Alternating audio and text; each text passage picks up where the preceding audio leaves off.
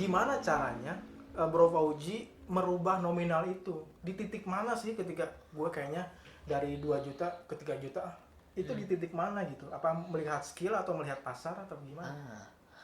Tapi pernah nggak sih walaupun sudah punya idealis ada ini nggak di Bro Fauji di sistem MC-nya kalau temen mah udahlah berapa aja atau enggak temen sama klien yang lain? Akhirnya pas itu udah mulai hektik, pengantin udah mulai nggak nyaman, ada satu orang keluarga yang nyemperin gini ke MC kan, ke saya, Mas, ini gimana jadi panjang, ini udah mau hujan, nanti gak berkah loh acaranya.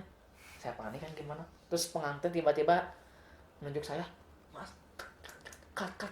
Saya bingung harus nge-cutnya gimana lagi, kagak.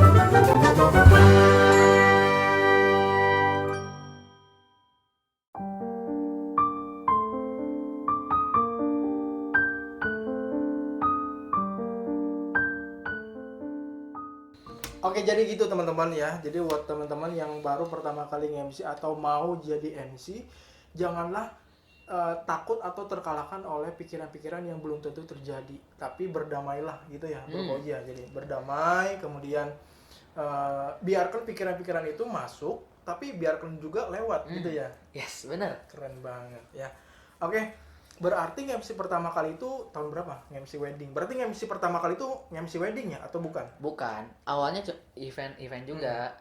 Seringnya dulu seminar. Oh, seminar. Seminar, bedah buku, talk show. Karena dulu di dunia pelatihan. Oh. Dulu di dunia pelatihan, jadi kalau ada trainer lain yang butuh bantuan jadi MC, jadi co-trainer, jadi moderator, saya yang sering diminta bantuan. Jadi dari 2012 itu nge-MC-nya ke seminar sebenarnya. Oh, 2012. Banyak. Ih, keren berarti. Saya pertama kali nge-MC 2000 berapa ya? 14 kalau nggak salah. Berarti MC Pro, MC bener-bener profesional dibayar tuh tahun berapa? Yang beneran ya, yang beneran. Bukan beneran sih ya, maksudnya ya semuanya juga beneran tapi. Ya maksudnya yang beneran, saya pun menyadari ini tuh beneran MC gitu ya, karena perannya sebenarnya di MC dinikmati itu dari 2014 berarti. Tapi kalau wedding 16. Wedding 16, cuman kalau yang seminar pelatihan itu 14. Yang dibayar. Iya. Itu MC yang dibayar. Iya. Profesional. Dulu cara menentukan tarifnya gimana? Apakah melihat orang lain atau misalnya kayaknya gue segini atau seterimanya aja? Kalau dulu ya kayaknya seterimanya aja. Oh gitu. Karena dulu memang belum kepikiran juga bakal beneran profesional gitu. Jadi seketerimanya aja, dikira-kira segini gitu. Gitu. Dan dulu karena seringnya di seminar, di institusi, di corporate, mereka terkadang udah punya rate khusus untuk MC itu sekian gitu. Jadi jarang ada negosiasi nanya harga berapa. Biasanya kalau seminar atau pelatihan udah ada slot dari merekanya khusus. Ya. Berarti dulu tuh lebih ke ini ya, yakin aja dibayar gitu ya, pasrah. Enggak terlalu gue MC nih berapa? Misalnya 2 juta, oh enggak dong, saya 3 juta, enggak gitu ya? Enggak dulu enggak gitu. Oke. Berarti dari pertama kali MC Pro sampai sekarang, saya nggak akan nanya nominalnya, tapi ada perubahan dong, pasti dong? Ya, pasti ada perubahan. Meningkat.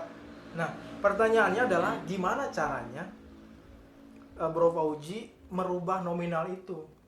Di titik mana sih ketika gue kayaknya dari 2 juta ke 3 juta, itu di titik mana gitu? Apa melihat skill atau melihat pasar atau gimana? Melihat diri sih. Melihat diri. Jadi ada satu omongan.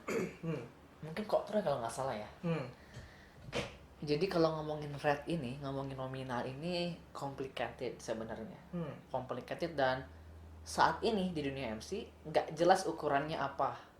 Apa yang jadi indikator dan patokan, karena kita nggak punya UMR. Betul. OMC juga nggak ada ya.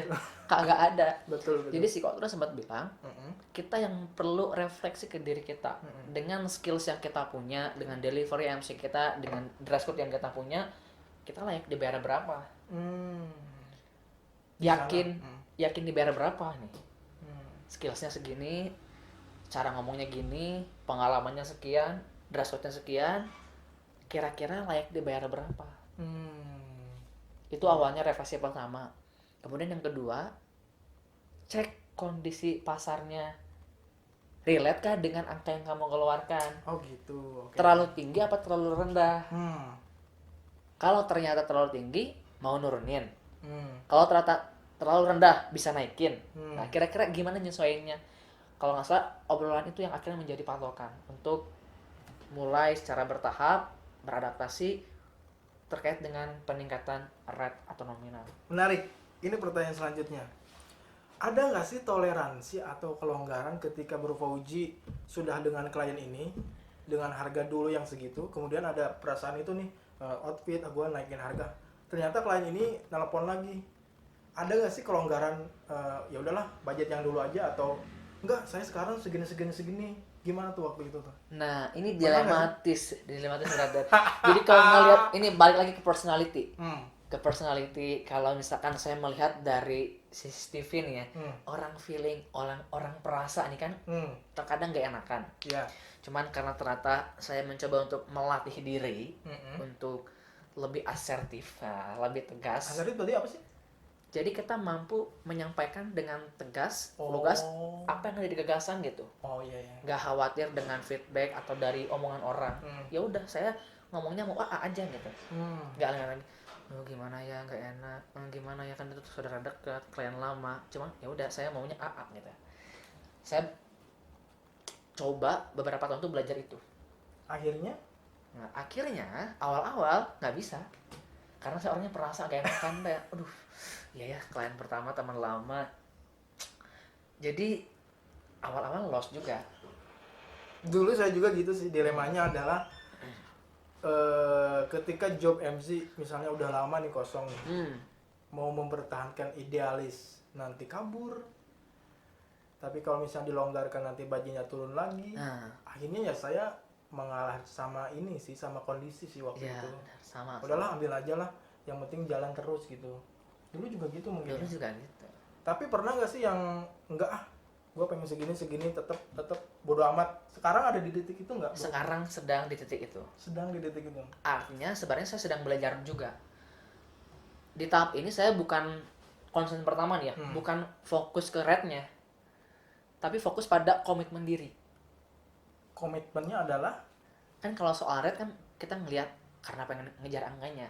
Tapi komitmennya adalah seberapa kuat, seberapa tegar seorang Fauzin Rwenda mengedepankan komitmen dirinya untuk lebih asertif dengan rate yang baru, lebih legowo kalau nggak deal karena ketinggian, lebih yakin dengan diri bahwasannya setiap job MC itu ada jodohnya. Jadi hampir beberapa bulan ke belakang ini saya kasih rate yang terbaru, yang alhasil banyak yang nggak deal, yang nanya banyak, yang nggak deal lebih banyak. Oh ternyata begini rasanya. Tapi di situ saya belajar nggak jadi masalah gitu. Walaupun akhirnya lebih sedikit dibanding yang rate yang dulu, tapi saya mengapresiasi diri karena ternyata Fauzi bisa asertif, Fauzi bisa mempertahankan prinsip untuk komit dengan dirinya. Saya juga punya value. Pertanyaan nih nyambung nih. Positifnya atau manfaatnya apa sih dengan mempertahankan value rate segitu? Insight-nya apa ke Bro Fauji? Insight-nya? Jadi apa gitu? Jadi apa? Kalau teman-teman belajar kurva yang Abraham Maslow, kan ada yang kebutuhan basic nih sampai yang tertinggi. Saya belajar satu hal sebenarnya. Di titik ini saya belajar bahwasanya saya itu punya nilai, punya value, punya skills yang pada akhirnya akan ketemu dengan jodoh yang tepat gitu. Menarik. Walaupun pada akhirnya awal-awal itu transisinya akan ada penurunan dulu. Penurunan job MC. Karena ada filter kan. Ya, benar. Kayak misalkan kita buka Traveloka nyari hotel budget 500 kan ada filter. Yang di atas GoPay nggak masuk. Klien juga gitu kan. Klien juga ketika nyari MC kan dia memfilter dulu. Oh ini misalkan di atas 100 sekian nggak jadi, tinggalin. Nah PR saya adalah kalau ternyata sekarang mengalami penurunan bukan karena rate-nya. Karena berarti saat ini saya belum benar-benar terhubung dengan klien yang rate-nya di atas rate yang saya punya. Keren. Itu sih sebenarnya PR saya adalah nyari klien yang memang rate-nya segitu. Dan juga secara tidak langsung mungkin yang saya tangkap adalah mengedukasi teman-teman. Mengedukasi, benar banget. Itulah kenapa saya beberapa kali di bulan-bulan ke belakang sering bikin tulisan sama video soal MC, rate MC. Karena sederhana, edukasi. Tapi pernah nggak sih walaupun sudah punya idealis, ada ini nggak di Bro Fauji di sistem MC-nya, kalau teman mah udahlah berapa aja, atau enggak teman sama klien yang lain?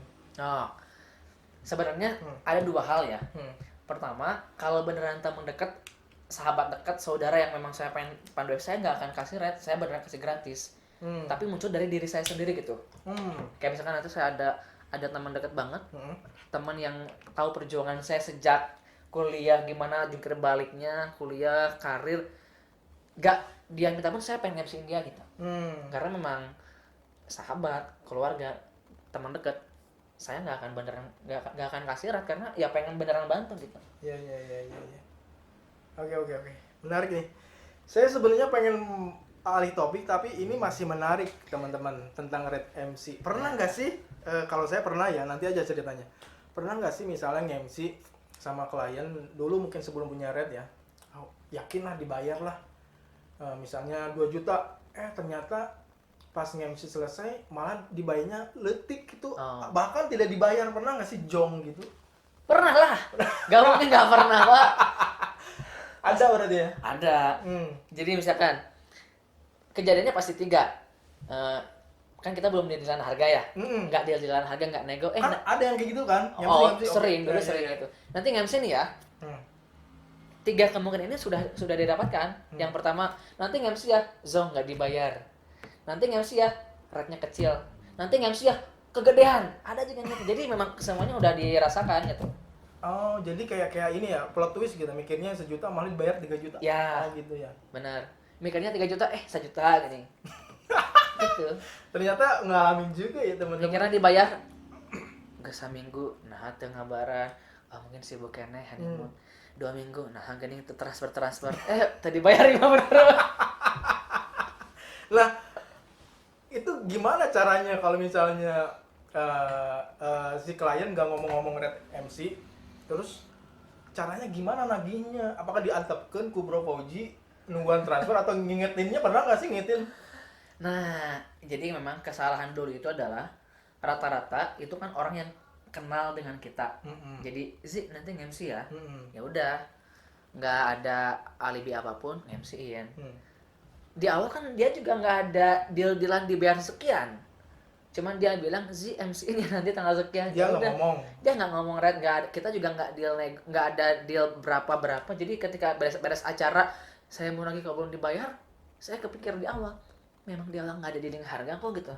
Jadi yang cash ini saya sering kali lepas itu. Tapi kalau ternyata ada deal harga di awal belum bayar ya saya reminder. Boleh nggak sih kasih tahu ke teman-teman di sini yang canggung gitu membuat narasinya ke klien, nanyanya gimana narasinya? Narasinya kalau saya sih Kang gitu atau gimana? tipikalnya orang yang ngingetin dengan model kalimat nggak langsung. Menarik. Contohnya gini, nge-WA kan, misalnya kliennya ada yang dialisis. Kang, sore sehat, moga-moga sehat ya. Kang, nanti kabarinnya kalau udah transfer, soalnya saya nggak bisa cek langsung di m-banking. Itu cara pertama misalkan. Dia jadi belum transfer. Nah gitu. Atau Kang, tadi saya cek mutasi, ada uang, ada nominal uang yang masuk, cuman nggak ada penerimanya. Tadi Akang bukan yang transfer, khawatirnya Akang udah transfer cuman nggak kecek gitu. Cara kedua. Gitu. Menarik. Terus Lebat ya. Tapi ya modal-modal itu saya belajar di NLP sebenarnya, ilmu NLP. Tapi saya pernah sih kayak gitu, tapi bukan maksud untuk mengingatkan PMC ya, tapi memang benar-benar ada uang masuk, terus saya nanyain ke klien yang baru aja minggu kemarin MC, ternyata dia malah diingetin gitu, bukan maksudnya untuk ngingetin, tapi ternyata caranya gitu ya. Saya caranya gitu karena kan lagi-lagi saya tipikal orang yang pertama nggak enakan. Jadi kalau ngomong secara langsung itu tuh butuh effort yang gede banget. Energinya harus dikeluarkan, niatnya dikukuhkan. Cuman kalau ternyata itu gak mungkin juga, saya langsung to the point aja juga gitu. Jadi itu tahap 1, tahap 2, at the end langsung kalimat langsung gitu, direct. Iya. Wih, keren. Jadi ada caranya yang lebih enak ya, bikin bahasa ke klien. Bener.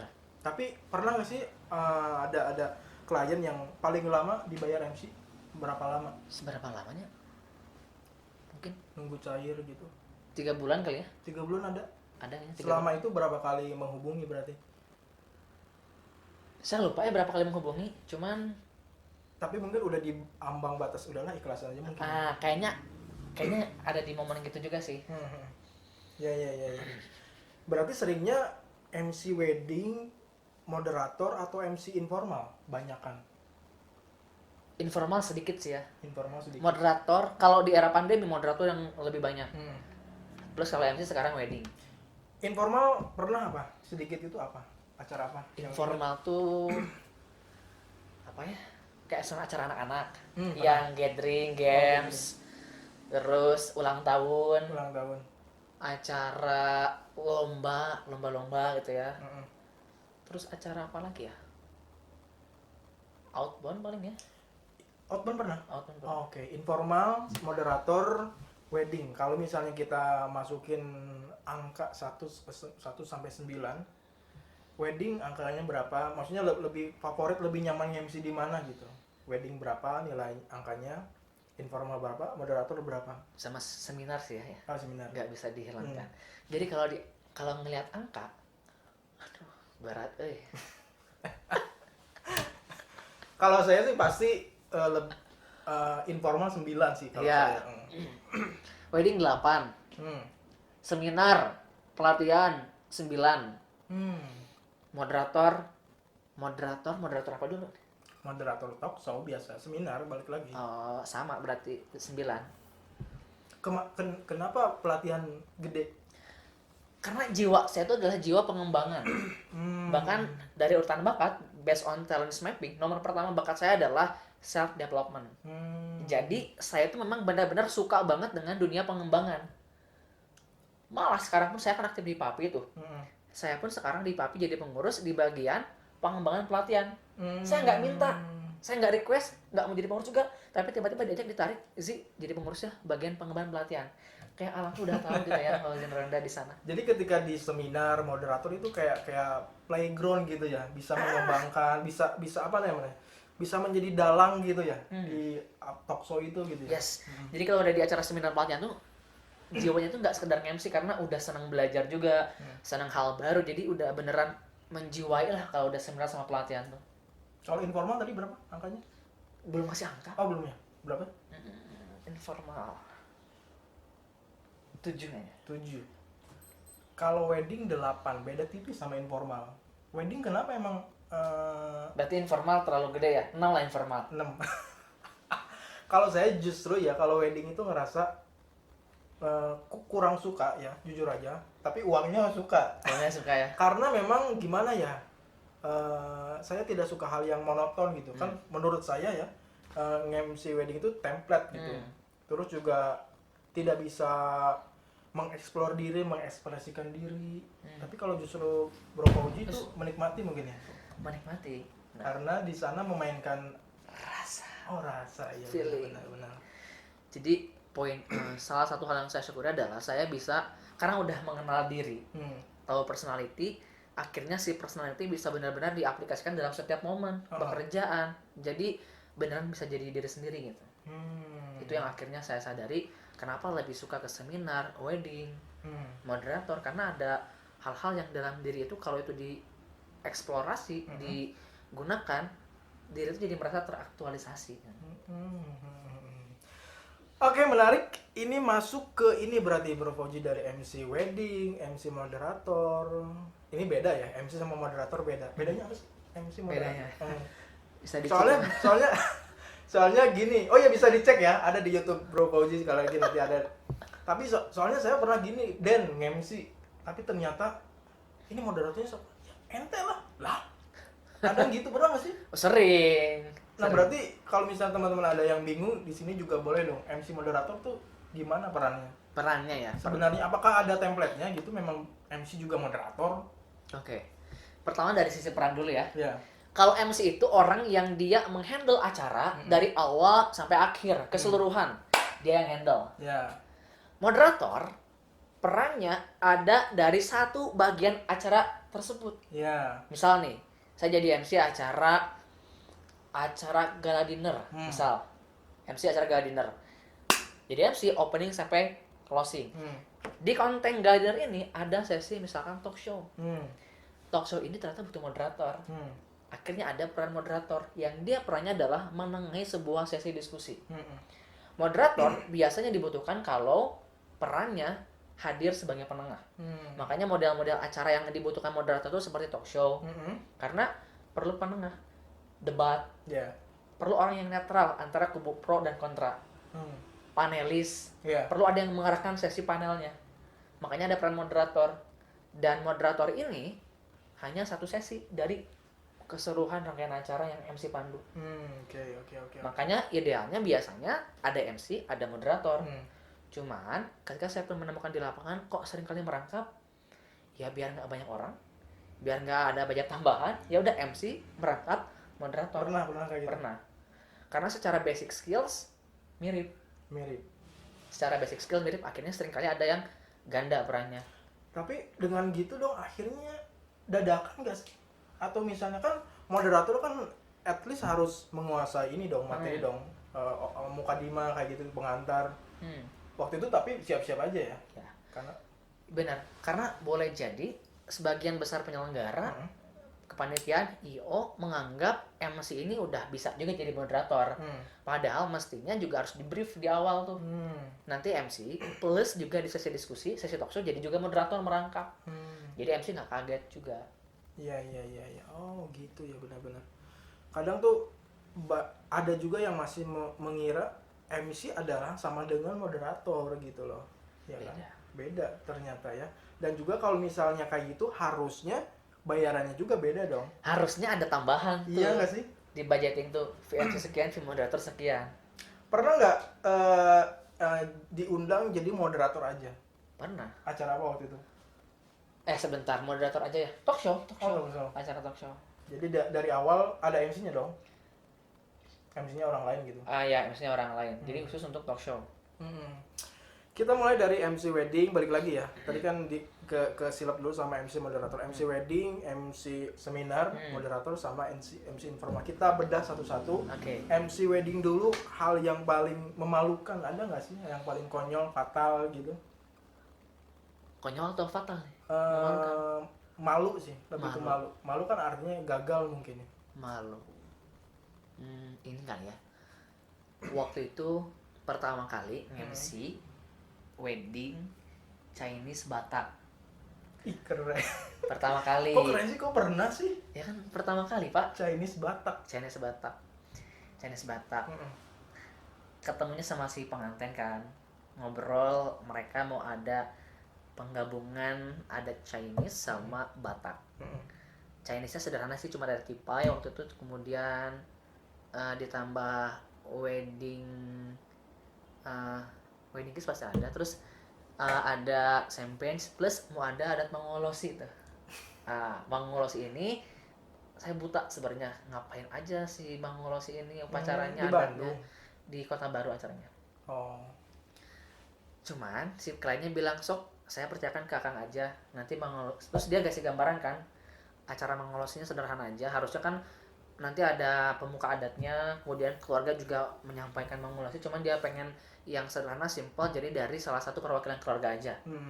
Realnya di Batak misalkan atau adat Sunda itu kan panjang banget, semua keluarga tuh hampir melakukan proses ini, jadi bisa panjang banget. Nah di hari H kejadiannya jam 11 kita mulai kan acara resepsi, kemudian opening ceremony, acara dimulai. Ternyata pas masuk sesi Mangolosi, para keluarga dari Batak ingin ikut ambil bagian. Jadi prosesnya itu kan pengantin tuh kayak semakin disematkan ya, kain kan, ulos itu. Terus lo ada speech dari perwakilan keluarga, misalkan dari marga A, B, C, D, satu-satu, bayangin tuh bisa berapa jam. Kemudian pengantin udah mulai panik, kenapa semuanya pada ngomong gitu ya. Plus tantangannya WO-nya tuh bukan WO Pro, tapi teman-teman pengantin yang jadi dadakan. Kemudian pas setengah 12 lah ya, jam berapa, udah mendung tuh, kan outdoor ya, udah mau hujan. Wow. Akhirnya pas itu udah mulai hektik, pengantin udah mulai nggak nyaman, ada satu orang keluarga yang nyemperin gini ke MC kan, ke saya berarti, Mas, ini gimana jadi panjang, ini udah mau hujan nanti gak berkah loh acaranya. Saya panik kan gimana, terus pengantin tiba-tiba menunjuk saya, mas cut. Saya bingung harus ngekatnya gimana lagi, kagak ngerti. Terus keluarga masih pengen ke WO-nya, dia kayak bingung harus ngapain gitu. Akhirnya mulailah hujan itu yang akhirnya membubarkan acara karena gerimis. Akhirnya stop lah si sesi itu, lanjut ke ramah tamu. Itu yang akhirnya jadi sesi yang bisa dibilang malu kali ya, karena belum beneran memahami itu, dan ketika ada satu problem bingung ngambil solusi waktu itu.